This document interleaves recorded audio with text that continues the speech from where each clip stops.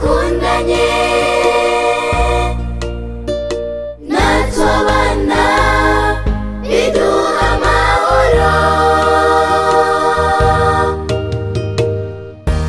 Abanyefeso 5 ku murongo wa 22 haravuga ngo bagore mugamburukire abagabo banyu nk'uko mugamburukira umwami wacu. Amen.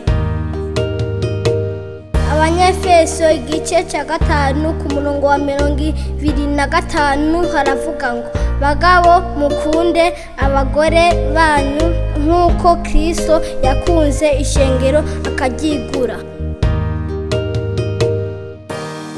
Filipi 4 umurongo wa 4 aravuga ngo abamamye twitewe umwami wacu iminsi yose.